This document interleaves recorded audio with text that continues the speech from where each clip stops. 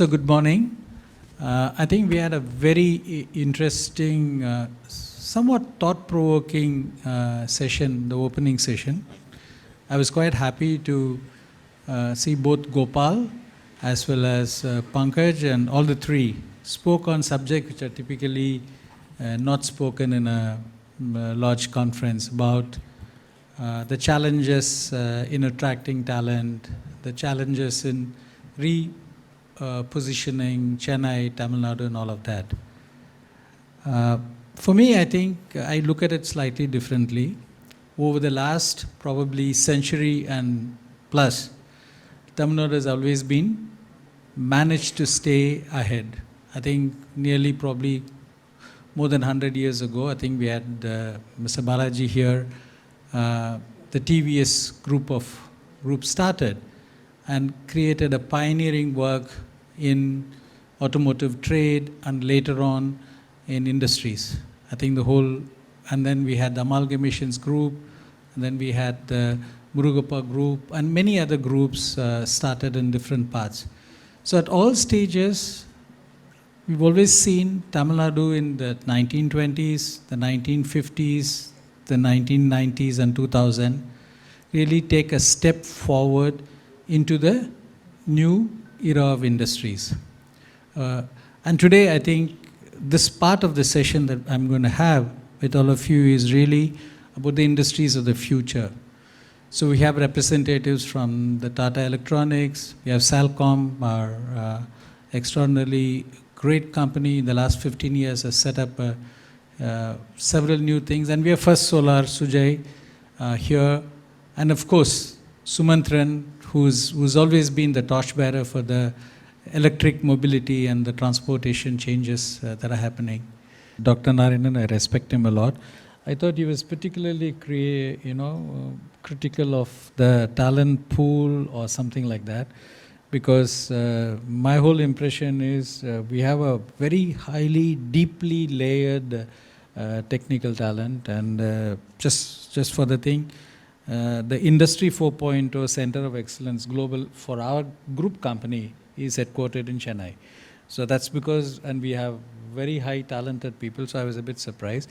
So I'm going to ask you and Sohini a question, because you are chosen, and Sohini, you have chosen to have predominantly women at all levels, and Salcomp has done that over the last 15 years. What are the lessons for other companies to be able to bring women into the world of work? There are two things that are happening. There is a negative perception about women employment, because there has been declining in India. But statistics the reason for that decline has been largely because women were employed mostly in construction and agriculture, which is becoming mechanized. And therefore, it's actually they're leaving poor jobs. There are better jobs available, but how do we really pivot into these industries of the future and have more women come into it? What are your thoughts on that? And there is going to be a panel in the afternoon on this, but it'll be interesting to hear, because both of you have really walked the talk on this. For us, when we started, I think it was a compulsion. So let me be honest and admit it, because when we came as a company here in Chennai, there was a massive recruitment going on all across, and then everybody was recruiting men, and all the men go to automotive industry in Sri Perumbudur area. There was little choice, but then we said, let's do things differently. And we said that, okay, why not we be a company that, we will have a maximum women force who can do, and more so also electronic components that we operate are really very tiny components. So you need focus, you need discipline, and all of this. So therefore, I think that was how it started, to have women in the workforce. But then to get them to the next level, so we do have a challenge today to keep up this 90% level. I think we have reached a level where 90% is already the maximum, and keeping that it's a big challenge. The reason why I say this is, one is the number of industries around us have absolutely grown, and the second thing is people in the surrounding areas of Chennai and other regions, they really prefer to have other better jobs, and then moving to Chennai city, or aspirations, working from home, and all of this. But there is really untapped population down south, of Tamil Nadu, where people are really willing to have a better future, wanting to come and work. So the first challenge for that is housing. And when I say housing, housing plus safety. When we go there to recruit people, the first thing, the questions asked by parents, they never ask what's the salary my girl is going to get. I think the first thing they ask is she going to be safe? And then, is it a place that, she can be there? But I think, from that point, this state has been one of the best. Because when we operate 3 shifts for the last 15 years now, and women coming in all the 3 shifts, not a single untoward incident in the last 15 years. I mean, that itself speaks volumes of the state and the ecosystem that we have around us. So the challenge, as I said, is that housing, safety, availability of people around here. And not just that, because women also have their life cycle where they, work and then they become a mother and then, have to do a lot of things also in their life there. So how do we skill them so that even if they are not with the organization, but then they are able to survive and move forward in their life? So therefore, education, I was extremely happy to hear that point that you mentioned of BSc course. So can we, have also the vocational courses together to help them survive the future? So that's also a very important thing, that I would say we need to consider as organizations, not just let them stay and work and leave, but, can we also have a proper skill that we teach them so that they can also work after leaving the organization. Sure. Yeah. Sohini? Yeah. Actually, I could relate to that entirely. Let me talk about different parts of our talent pool. First of all, the shop floor worker, the technicians who come to work for us. And what you said is absolutely the first priority, housing and safety. So what we've chosen to do is we've taken a lot of care with the hostels we have built. Because for us, it's, safety first. Whosoever comes to work with us has to find a home in this place, right? So I think there is a need for us to build the right infrastructure around housing, because it's one thing to provide the hostels, but eventually the ecosystems have to be able to support extended period of stay, right? So in fact, that is one of the challenges we experience today at Hosur, and there's a need for a vibrant ecosystem and housing system. So that's one part of it. But I think there are many other parts. First of all, when I look at the talent pool, it is very hard for us to hire women engineers with, say, a mechanical background, right? So somewhere the whole presence of women in the STEM part of the education system is itself a challenge. So there's work to be done at the grassroots to make sure that women get interested in STEM, women stay on, take the options of, something like a mechatronics, rather than an electronics. So I think there's work to be done with influencing the ecosystem. And when we do hire the 150 women we hired from engineering colleges, not all of them come with a mechanical background.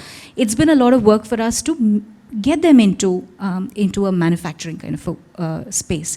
So a lot of focus from organizations to make sure that people settle in. And I think in the long run, what is absolutely critical is continued skilling. Because if somebody is capable and they can see a career ahead of them, if you can provide an unbeatable growth path, why would somebody want to leave, right? So that's there. And the third part, really, I think what happens with women, and I've seen this in other technology organizations, including non-manufacturing, is that you end up with certain women at the entry pool, you have a few women leaders, and suddenly there's this empty space in the middle. And I think that in different spaces, the odds are stacked up against women. So how do you build a culture that really enables somebody who is a little different from the mainstream to succeed? I think that's going to be critical, and it's easier said than done. Yeah. So if I have to ask you a very simple question, do you think Tamil Nadu meets all your expectations? I think Tamil Nadu is a fantastic place for us to be in. For a start, I don't think there are too many states in the country where we can get the kind of technical talent, particularly for manufacturing, that we find here. No two ways about it, right? So that's one part. The second part is, I think, the grassroots education system, and I'm a big fan of it. As a part of the Titan ecosystem, I visited multiple schools, government schools in elephant country in Krishnagiri districts, where you have afternoon, suddenly an elephant might just meander into your playground. I have met kids who speak English. in these spaces. I have run into, I've driven around a lot in rural Tamil Nadu. I stopped for directions and I saw this little school girl and she could speak with me in chaste English. And that for me was mind-blowing, right? Something is so right when that is happening. And I think Sumantran was talking about it. Ecosystems that flourish have to have superb, strong education systems. So I think that's something, it's already good and it can only get better. Yeah. And I think Mr. Balaji is here. I think he has been the longest standing independent director in Titan. He probably will tell you in 1985, Titan did exactly what you are doing today, which is recruiting boys and probably a few girls who were passed out from the class 10. And today, much of Titan's manufacturing ecosystem in Hosur is supported by these people who have developed with that. Okay. I'll come to Sujoy. Why Tamil Nadu? You had several opportunities. There are large states like Gujarat which are equally attractive. Why Tamil Nadu? I think for us it was, so when we looked at where do we house the factory, a couple of criteria. A, we wanted proximity to a seaport. So that ruled out a lot of the North Indian states. Obviously Gujarat was still there. Second is, a social ecosystem around the factory. Clearly that's where we felt, locating a plant of that kind of, the kind of workers we need, it's going to be impossible for us to have people who would stay for long in Mundra as opposed to Chennai, right? And third, of course, the kind of talent pool, the education system, all of that played into the decision making. Last and perhaps the best kept secret is availability of water. So the TTRO plant, which we actually went down to TTRO and kind of determined that Chennai will never run out of sewage, and so we'll have enough assured water supply because we are semiconductor manufacturers. So we need water and we need ultra pure water. And so some of the other states which we are looking at had water constraints, which Chennai definitely had in the past. We were warned about it. But then we looked at, SIPCOT arranged us to go to the TTRO facility. We looked at the water. We almost drank it before somebody said it's treated sewage. But at the end of the day, we are sufficiently convinced that we'll not run out of water, at least for the short term. You have a huge campus. You can collect every one of the drop that falls there. Chennai surprisingly has 130 centimeters of rainfall, which has grown by 10% in the last decade. So contrary to, it's just that we waste all our water that falls here. So thank you for that. Sumantran, I think you talked about the glass is half empty. Do you have any suggestions for the three big investors here as to what are the things that they have to invest in so that the glass is becoming full again? There are things that the government has to do, so we'll keep that out of this discussion. I think one of the challenges, and I know you and I have had this conversation, and I remember you telling me that it's been more difficult to ship plate glass from float glass from Chennai to Gujarat than it is to ship it to Manila. Logistics, the flow of materials, if we don't ease that flow, we are going to stunt manufacturing growth capacity in any way. I'm less concerned about, all these, our colleagues in the panel have given us such wonderful stories about young people, grooming them into a workforce. In fact, they've been so successful. I've heard 90% women, 78% women, and another factory I was talking to was 100% women. I'm now beginning to feel a little worried about the men folk and worried if they will have enough jobs in the state but for all the right reasons, I think I've seen exceptional. So I'm less worried about that. I'm looking at what are the impediments, because I think if any session, any conference like this walks away with patting ourselves on the back and celebrating what a lovely place we have, we would have failed. We have to look at the glass that's half empty. We have to look at what more needs to be done. Clearly, when we look at the inefficiencies in material flow, logistics, clearly there's a lot of work for us to do there. Now, what of that is going to be done by the state, and what of that we will all individually as industries do is going to be, probably there's work for all of us to do on that domain. I think we are also going to have to be prepared to invest for the future. And in fact, this has been a very enjoyable session because I've heard such great examples about solar photovoltaic manufacturing at scale in Tamil Nadu, the largest charger manufacturer in Tamil Nadu, Tata Electronics coming to Tamil Nadu.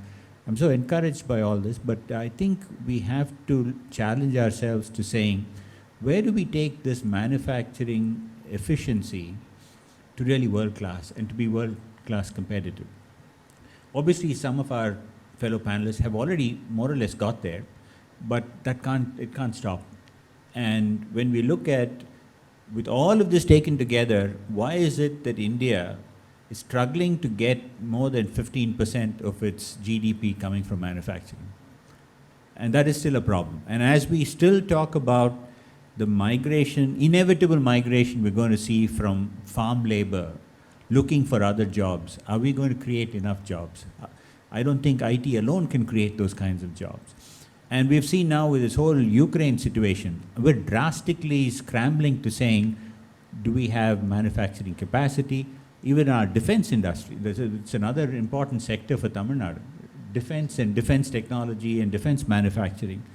We're woefully short in many of these areas. So I think let's look at the glass that's half empty and say, there's so much more that a state like Tamil Nadu can do through a combination of policy, invitation to the right kind of capital to come in and set up plants, and to find industries to come in and take advantage of the very rich labor pool and build so many more skyscrapers. So we've got a few skyscrapers people have already talked about, but there are so many more edifices we must build because the headroom is phenomenal, both for the country and for the state. Thank you. One of the, I think you and I have been long-standing citizens of Chennai, and there's always been this inability for Chennai and in a larger sense Tamil Nadu to accept and include other cultures or people from different background. While maybe that's a truism, what is surprising for me is the number of multinationals who have come and been very successful in Tamil Nadu and in particularly in Chennai.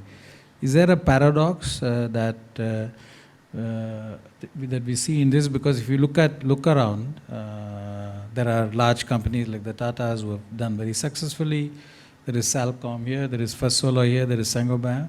So multinationals have been welcomed by the state and particularly Chennai. So where is the paradox in the culture sense, and what do we learn from that, and how do we make it even more apparent and attractive for newer industries to come? Well, I think, I've spent many of my early working years in Detroit, a huge manufacturing state, Michigan. But if you asked the population of the US, would you like to live in Detroit or would you like to live in Michigan? The answer was probably no. So, beyond the climate, it was also it's a dull place. So clearly, we have to do some soul searching and say, if we want to go beyond the kind of manufacturing we have been doing, if we want to go beyond the advantages we've already harvested, I think Dr. Narayanan made a very good point. We have to understand what is it about the social environment. I mean, I know people used to say we don't have enough golf clubs. I don't know if that's the answer. But how do we make young people want to, we've got so many good education institutions. Now, as they grow, create young families, they want to put their roots. Are we creating a city and an environment where a lot of the people want to say, this is where we want to stay, want to live and build our families. I hear a lot of people say that about Bangalore, Pune, Hyderabad. So I don't know. I suppose we need to ask people better qualified than I on the social dimensions and say, where else should we be moving the lever, moving the needle for Chennai? So any thoughts, Sohini, on this? I agree to that. So we've been hiring from all across the country. We've had particularly senior folks, a lot of senior women coming in from different parts of the country. And the challenge is, of course, to find communities that people can relate to and live in a place like Hosur. So yes, there is a need for the right social spaces for people to come in and integrate. So I guess in the past it was a taboo subject even with the government. But today I noticed that from whatever Dr. Narayanan, who's an economic advisor, I think the government and all other people are seized of the fact that if we want to be a state which is going to grow to $1 trillion, then we have to be much more inclusive, accepting, and make it easier for others to come. So I'm going to end this session because we're eating into the next session. So thank you. I think it's really fantastic. Sohini, Sasi, Sujoy, and of course Sumantran.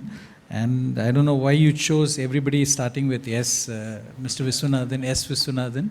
Okay, so I think it's really wonderful, and really we had a peep into the industries of the future. We have an understanding of why they chose Tamil Nadu.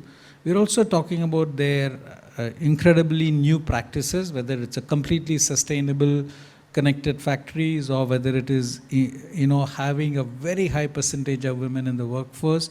We also talked about the ecosystem. So for me, it was a very educative and interesting session. Thank you.